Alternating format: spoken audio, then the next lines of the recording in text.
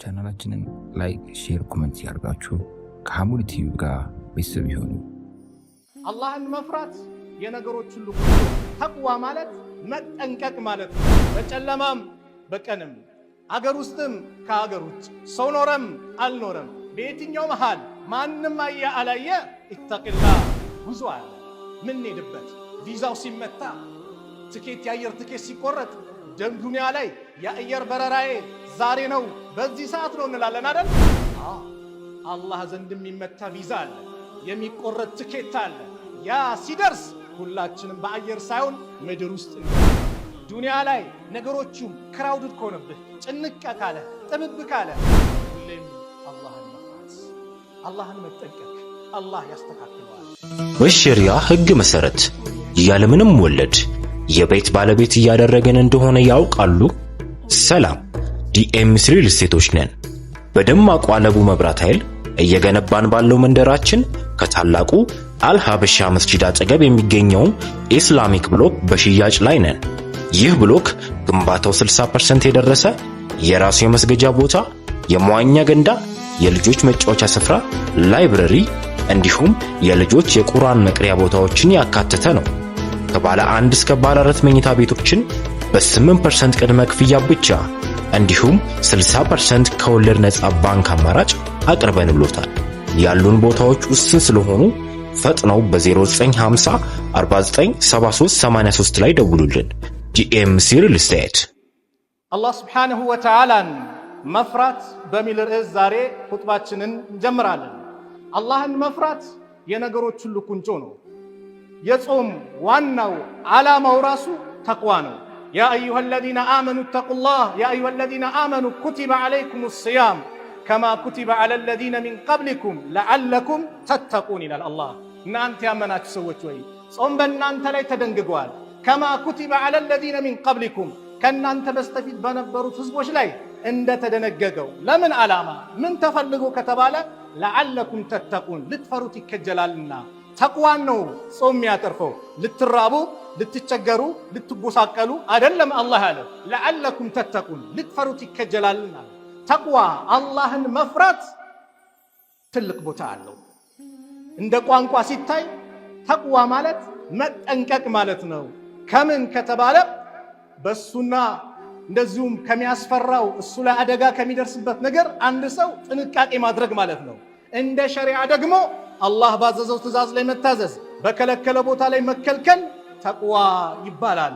አላህን መፍራት ነብዩ አለይሂ ሰላቱ ወሰላም በሐዲሳቸው ሲነግሩን ኢተቂላህ ሐይሱማ ኩንተ፣ አላህን ፍራ የትም ቦታ ብትሆን፣ በጨለማም በቀንም አገር ውስጥም ከአገር ውጭ ሰው ኖረም አልኖረም በየትኛው መሃል ማንም አየ አላየ ኢተቂላህ ማን ያህል አላህ ያህል አላህን ፍራ በየትኛውም ቦታ።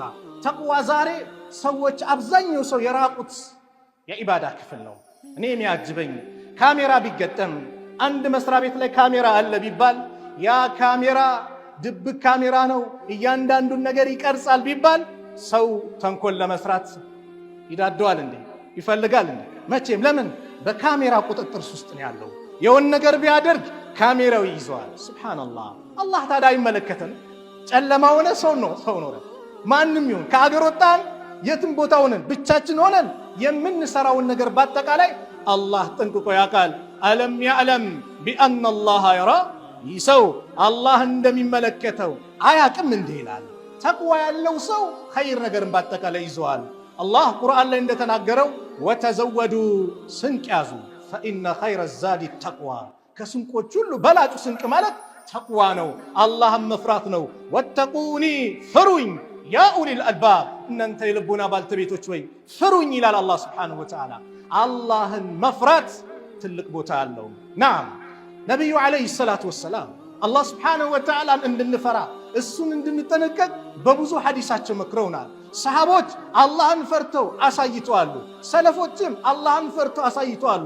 ከአላህ ጋር ያላቸው ግንኙነታቸው ልዩ ነበር። ለዚህ ነው ታላቁ ሰሃባ አልይ ኢብኑ አቢ ጣሊብ ረዲየላሁ ዐንሁ አንድችን የቁርአን እንዲህ ብሎ ይተነትናሉ። ሱረቱ አሊ ኢምራን ላይ ያለውን ያ አዩሃ الذين آمنوا اتقوا الله ሐቀ ቱቃቲሂ ወላ ተሙቱነ ኢላ ወአንቱም ሙስሊሙን። እናንተ ያመናችሁ ሰዎች ወይ አላህን ተገቢ የሆነ ፍራቻ ፍሩት። ተገቢ የሆነ ፍራቻ ለሱ በሚገባው ልክ ፍሩት። ወላ ተሙቱነ ኢላ ወአንቱም ሙስሊሙን፣ ሙስሊሞች ሆናችሁ እንጂ እንዳትሞቱ ይላል አላህ ሱብሓነሁ ወተዓላ። አደራ ብሎናል። አላህ ለኛ አደራ ያለው ነገር ነው። አላህ ለኛ ተጨንቆ የመከረን ጉዳይ ቢኖር ወላ ተሙቱነ ኢላ ወአንቱም ሙስሊሙን፣ ሙስሊሞች ሆናችሁ እንጂ እንዳትሞቱ። ኢስላምን ለቀህ ከሞት ከኢስላም ውጭ ከሄድ ኪሳራ ነው። ነገ በዱንያም በአኼራም ኪሳራ ነው። በዱንያ ጭንቀት ይወርስሃል፣ ሰላም የውስጥ ሰላም ታጣለህ። አኼራ ደግሞ ለዘላለም ቅጣት እንግልት ትዳረጋለህና አለ አላህ ወላ ተሙቱነ ኢላ ወአንቱም ሙስሊሙን፣ ሙስሊሞች ሆናችሁ እንጂ እንዳትሞቱ። በምንም እንዳትሸወድ፣ በገንዘብ በስልጣን በጾታ እንዳትሸወድ። ዛሬ ብዙ የሸይጣን ተጣሪዎች አሉ፣ በዚህም በዛም የሚጣሩ። አንተ ኢስላምን ይዘህ አላህን ይዘህ ትድናለህ። ኢነ ለዚነ ቃሉ ረቡና አላህ ሱመ እስተቃሙ ተተነዘሉ ዐለይሂሙል መላኢካ አላ ተኻፉ ወላ ተሕዘኑ ወአብሽሩ ቢልጀነቲ ለቲ ኩንቱም ቱዓዱን አለ አላህ። እነዛ ጌታችን አላህን ያሉና ሱመ እስተቃሙ ከዛም ቀጥ ያሉ ወለም ዘለም ያላሉ፣ ጠንቋይ ቤት ያልሄዱ፣ ቀብር አምልኮ ያልሄዱ፣ አላህን በብቸኝነት የተገዙ ተተነዘሉ ዐለይሂሙል መላኢካ በእነሱ ላይ መላእክቶች ይወረዳሉ። መቼ? እንደ መውቲሂም ሞት ሲመጣባቸው አላ ተኻፉ አትፍሩ፣ ወላ ተሕዘኑ አትዘኑ፣ ትታችሁት ለምትሄዱት ቤተሰብ ንብረቶቻችሁ አትዘኑ፣ ወአብሽሩ ተበሰሩ ቢልጀነቲ ለቲ ኩንቱም ቱዓዱን ያ ቃል ሲገባላችሁ በነበረ ጀነት ተበሰሩ ይሏቸዋል። ነህኑ አውልያኡኩም ፊል ሐያቲ ዱንያ ወፊል አኺራ፣ እኛ በዱንያውም በአኺራውም የእናንተ ወዳጆች ነን ይሏቸዋል። ለማን? አላህን በብቸኝነት። ስለዚህ ወላ ተሙቱነ ኢላ ወአንቱም ሙስሊሙን። ይህንን የቁርአን አንቀጽ ታላቁ ሰሃባ አልይ ምን አሉ? አነ ተቅዋ ማለት ሂየ አልኢማኑ ቢተንዚል፣ አላህ ባወረደው ማመን ነው። በቁርአን መመሪያ ላይ መኖር ነው። አላህ ያወረደውን ሙሉ ለሙሉ መቀበል ነው። አቅሌ ተቀበለው አልተቀበለው፣ ከስሜቴ ሄደ ጋር አልሄደ፣ አላህን የተናገረው አህለን ወሰህለን መርሐባ ብለን መቀበል እንጂ ከኔ ስሜት ጋር ስላልሄደ ይሄ ለኔ አይስማማም አልሄድም። ብዙ ጊዜ ተናግሬዋለሁ። አንዳንዱ የነቢዩን ዓለይሂ ሰላቱ ወሰላም ሐዲስ ከስሜቴ ጋር ካልሄደ ታማኝ ሰሃቦችን ቢያወሩት በምንም መልኩ ይምጣ ከኛ አቅል ጋር ካልሄደ ተቀባይነት የለውም ብሎ ይናገራል። ላ ይሄ ስሜት መከተል ነው። አላህ ያወረደውን አምኖ መቀበል ነው።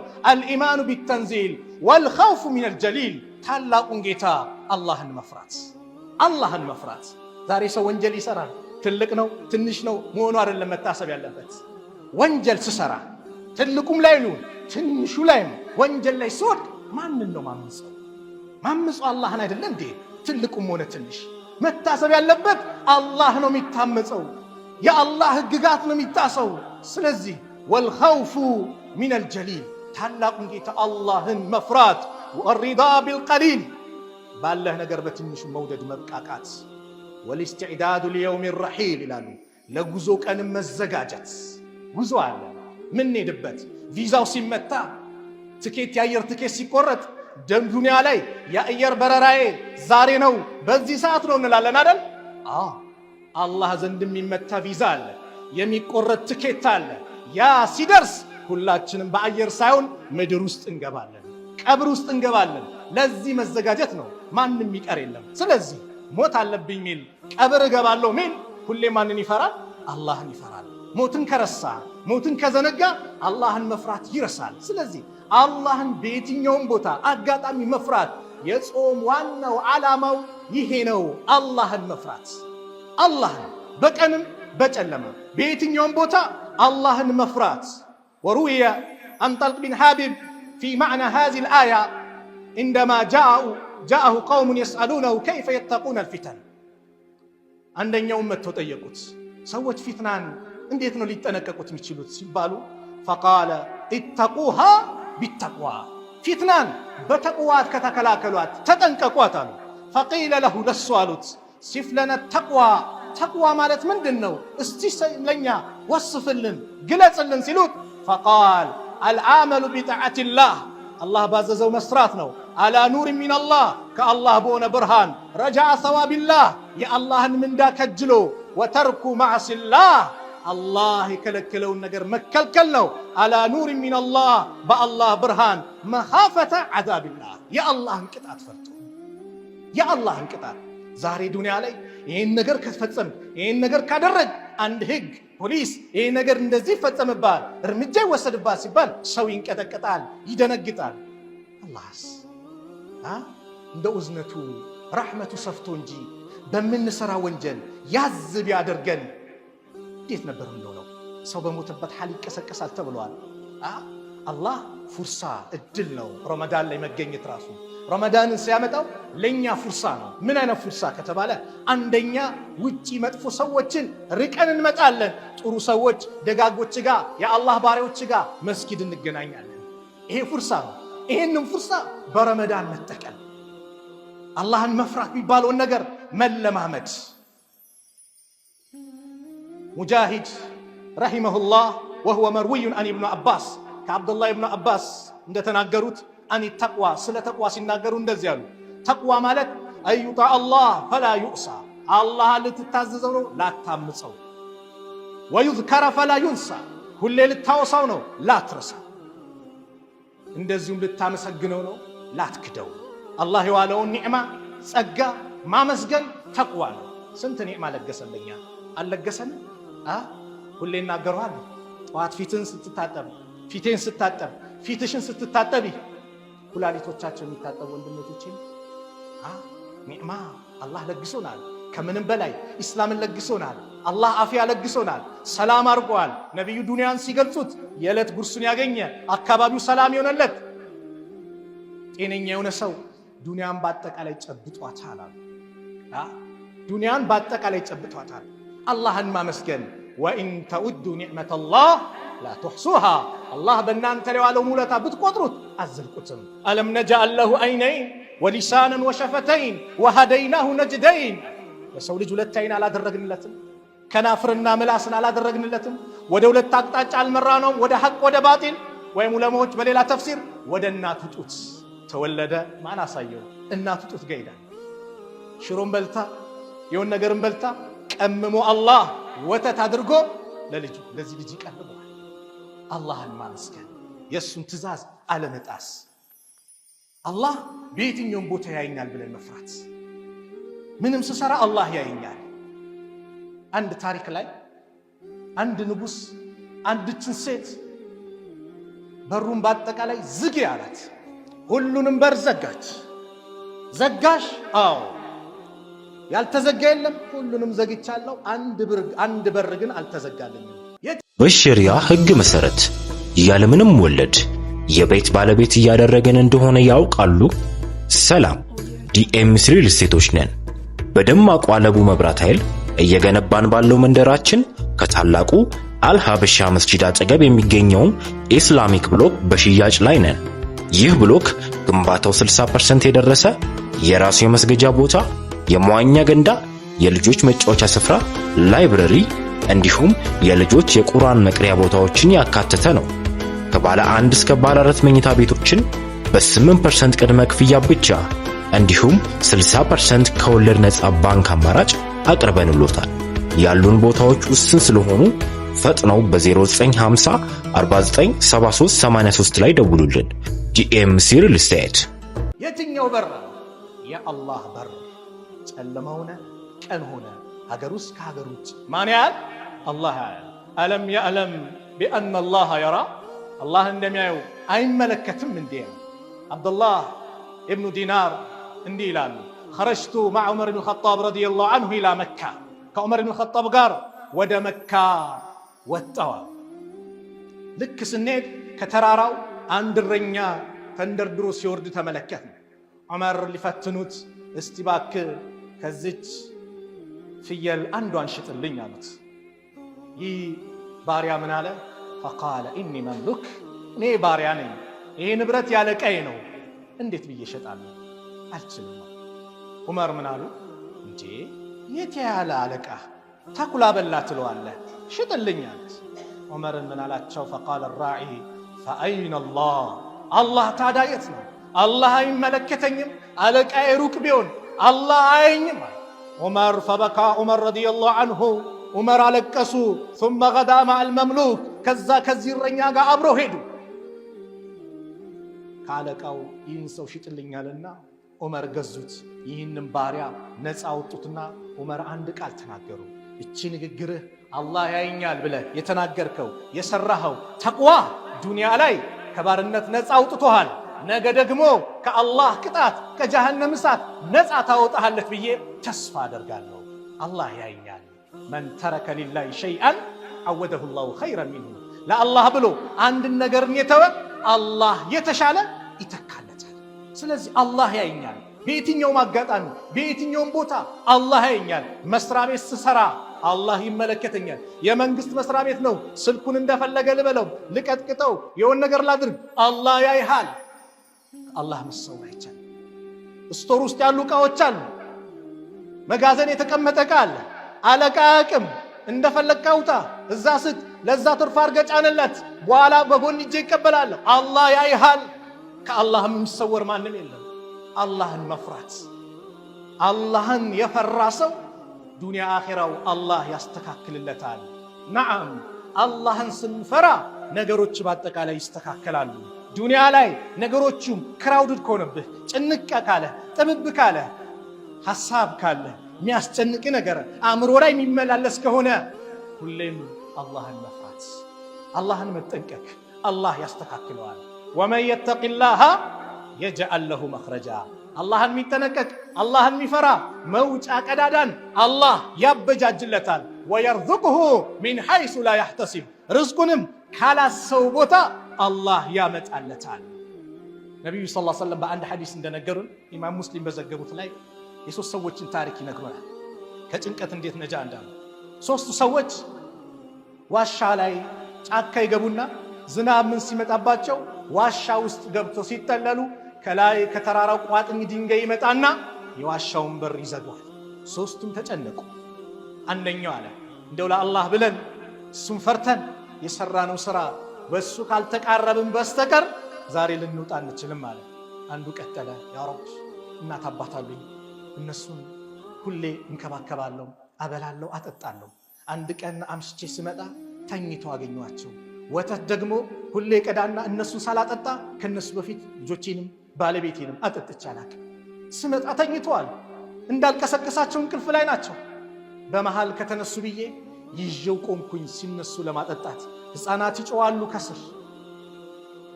እስከ ሱቢ ሰላት ድረስ ይዤው ቆምኩኝ። ያ ረብ ይሄን ላንተ ብዬ ካሰራው ከዚህ ካለንበት መከራ ነጃ በለናል። በሯ ከፈታለች መውጣት አይቻልም። ሁለተኛው ቀጠለ። ያጎት ልጅ ነበረችኝ። ወንድ ልጅ ሴትን እንደሚወደው እኔም ወደድኳት አለ። ውዴታውን ግን በምን ለመግለጽ ሞከረ? በሐራም አላህ በሚጠላው ነገር በሐራም ለመግለጽ ሞከረ። ውዴታው ዚና እንድትፈቅድለት ጠየቃት፣ እምቢ አለች። አገሩ ላይ ድርቅ ተከሰተ። ሰው ሲቸገር ወደ ዘመዱ ይሄዳልና ሩጣ መጣች። እባክህ ቸግሮኛል ስትለኝ የዛን ቀን የጠየቁሽን ጥያቄ እሺ ካላልሽ ዛሬ ምንም ነገር የለም። ርቧታል፣ ተቸግራለችና እች ሴትም ተስማማች። ሙሉ ልብስ ወልቋል፣ ሁሉም ነገር ተመቻችቷል። የሚፈልገውን ነገር ሊፈጽማባት ሲል ኢተቂላህ አላህን ፍራ፣ አላህ በፈለገው መንገድ ካልሆነ እንዳትቀርበኝ። አንተን ፈርቼ ተነሳው። እውነት ያን ቀን አንተን ሰግቼ ፈርቼ ከተነሳው ይሄ ካለንበት መከራ አሁን ነጃ በለናል። ከፈታለች መውጣት አይቻልም። ሶስተኛው ቀጠለ። ሰራተኞች ነበሩኝ። በሰራተኞች ጉዳይ አላህ የሚፈሩ አሉ፣ ሰራተኞቻቸው የሚበድሉም አሉ። ሰራተኞች ነበሩ፣ ደሞዝ ሰጧቸው። አንደኛው ግን ተቆጥቶ አኩርፎ ሄደ። በሱ ገንዘብ አራባው። ፍየሉንም በጉንም ከብቱንም ሁሉንም አራባው። ከጊዜያት በኋላ መጣ። ያን ቀን ትቼ ሄድኩትን ደሞዜን ስጠኝ አለኝ። ይሄ የምታውቀው ንብረት በአጠቃላይ ያየኸው የተራባው ያንተ ነው አልኩታል። አራት አሾፍብኝ፣ እያሾፍኩ አይደለም፣ ያንተ ነው፣ ይዘህ መሄድ ትችላለህ። አንድን ሳያስቀር ሁሉንም እየነዳ ይዞ ሄዳል። ያ ረብ ይህንን ላንተ ብዬ ከሰራው ካለንበት ጭንቀት ነጃ በላል። ተከፈተ፣ ወጡ። አላህን መፍራት። ገንዘብ ይዘህ የሆን ነገር ይዘህ በገንዘብ ሰዎችን የሴቶች ህይወትን ለማበላሸት ሊሆን ይችላል። አንዳንዱ ሰው በገንዘብ የሴትን ህይወት ገንዘብ ስላለበት ይናረግልሻለሁ አንቺ ብቻ ከኔ ጋር ተስማሚ ላ አላህን መፍራት ከባድ አደጋ አለው። አላህን ፈርተ ደግሞ ከተውክ ነገሮች በአጠቃላይ ይስተካከላሉ። አላህን መፍራት ዱንያ አኺራ ይስተካከላል። ዑመር በአንድ ወቅት አዋጅ አለ፣ ወተትና ውሃ ቀላቅላችሁ እንዳሸጡ አለ። ይህን አዋጅ አድርገው ሁሉም በየቤቱ ተበተነ። አንድ እናት ለልጇ ትላለች፣ ወተቱ ላይ ውሃ ጨምሪበት ወተቱ እንዲበዛ። አላሁ አክበር። የዛኔ ነው የጀመረው። ዘንድሮ አላህ ይሁነን ማለት ነው። በዛ ዘመን ከተጀካለ እቺ ልጅ ሷሊህ ነበረችና ዑመር እኮ አሚረል ሙእሚኒን ቅድም ከለከሉን ወተትና ውሃ እንዳትቀላቅሉ አሉ። ዑመር የታይናል የታለ ዑመር አሁን አለች። ቀላቂ አለቻት። ኢንካኑ ዑመሩ ላ የራና ፈኢነ ረበ ዑመር የራና። ዑመር ባያየንም የዑመር ጌታ አላህ ግን ያየናል አለች እቺ ሴት። ዑመር እችን ንግግር ሰሙ። ጀግና ሴት ናት። ቤቱ ምልክት አድርጉብኛሉና ቤታቸው ሄዱ። ከልጆቻቸው ማን ነው አንድ ደግ ሷሊህ ሴት አግኝቻለሁ ማን ነው የሚያገባት? ዳሯቸው። ከዚህ ሴት ዘር ማን ተኸለቀ? አምስተኛው ኸሊፋ ዑመር ኢብኑ አብዱልአዚዝ ከዚህ ሴት ነው የተገኙት። አላህን ስትፈራ ርዝቁም ይመጣል። እህቴ አላህን ፈርተሽ ሂጃብሽን ለብሰሻል። ብዙ በገንዘብ በመኪና በተለያየ ነገር አንቺን ሊያታል የምትጥን አላህን ፈርተሽ መልሻቸው። አላህ ከተደበቅሽበት ቦታ አላህ እንድትወጪና ጥሩ ኖሮ እንድትኖሪ አላህ ያድርግሻል። ትዳሩንም አላህ ያመጣል፣ ልጁንም አላህ ያመጣል፣ ሁሉንም አላህ ያስተካክለዋል። ማን ከተፈራ? አላህ ከተፈራ። አላህን መፍራት የሱን ፍራቻ ሁሌ ውስጣችን ማድረግ። አላህን ስንፈራ ወንጀላችንን ይታበሳል። ወለው አነ አህለል ኪታብ አመኑ ወተቀው፣ እነዚያ መጽሐፍት ባልተቤቶች ቢያምኑና ቢጠነቀቁ ለከፈርና አንሁም ሰይአቲሂም፣ ወንጀሎቻቸውን እናብስላቸው ነበር። ወአድኸልናሁም ፊ ጀናት ነዒም አለ፣ ባለጸጋዋ በሆነቿ ጀነት የምናስገባቸው ነበር። በምን? አላህን ቢፈሩ አላህን ቢጠነቀቁ። አላህ ስትፈራ የሰማይን የምድርን በረካ ይመጣል። ወለው አነ አህለል ቁራ አመኑ ወተቀው፣ የከተማይቷ ነዋሪዎች በአላህ ቢያምኑና እሱም ቢጠነቀቁ ቢፈሩ ለፈተሕና ዐለይሂም በረካት ሚነ ሰማኢ ወልአርድ፣ የሰማይና የምድርን በረካ እንከፍትላቸው ነበር። ሰማይም ዝናብ ታወርዳለች፣ ምድርም ጥሩ ነገር ታበቅላለች። በረካ በበረካ ይሆን ነበር። ምን ቢሆን? አላህ ስብሓነሁ ወተዓላን ቢጠነቀቁ ቢፈሩ። ናም ፈተቁላህ ዒባደላህ ፊማ ተዕተቂዱን ወማ ተቁሉነ ወተፍዓሉን ወተቁ የውመን ቱርጀዑነ ፊህ ኢለላህ ثم توفى كل نفس ما كسبت وهم لا يظلمون. هذا وصلوا وسلموا على إمام المرسلين وقائد الغر المهجلين. قد أمركم الله تعالى بالصلاة والسلام عليه في محكم كتابه، حيث قال عز قائلا عليما: إن الله وملائكته يصلون على النبي يا أيها الذين آمنوا صلوا عليه وسلموا تسليما. اللهم صل وسلم على محمد وعلى آل محمد كما صليت على إبراهيم وعلى آل إبراهيم في العالمين إنك حميد مجيد. وارض اللهم عن الخلفاء الراشدين وعن أزواجه أمهات المؤمنين وعن السائر الصحابة أجمعين وعن المؤمنين والمؤمنات إلى يوم الدين وأن معهم برحمتك يا أرحم الراحمين. اللهم انصر الإسلام والمسلمين وأذل الشرك والمشركين ودمر أعداءك وأعداء الدين. اللهم انصرنا ولا تنصر علينا. عباد الله، إن الله يأمر بالعدل والإحسان وإيتاء ذي القربى وينهى عن الفحشاء والمنكر والبغي يعظكم لعلكم تذكرون. فاذكروا الله العظيم جليل يذكركم واشكروه على نعمه يزدكم ولذكر الله أكبر والله يعلم ما تصنعون. በሸሪዓ ሕግ መሰረት ያለምንም ወለድ የቤት ባለቤት እያደረገን እንደሆነ ያውቃሉ? ሰላም ዲኤምሲ ሪል ስቴቶች ነን። በደማቁ አለቡ መብራት ኃይል እየገነባን ባለው መንደራችን ከታላቁ አልሐበሻ መስጂድ አጠገብ የሚገኘውን ኢስላሚክ ብሎክ በሽያጭ ላይ ነን። ይህ ብሎክ ግንባታው 60% የደረሰ የራሱ የመስገጃ ቦታ፣ የመዋኛ ገንዳ፣ የልጆች መጫወቻ ስፍራ፣ ላይብረሪ እንዲሁም የልጆች የቁርአን መቅሪያ ቦታዎችን ያካተተ ነው።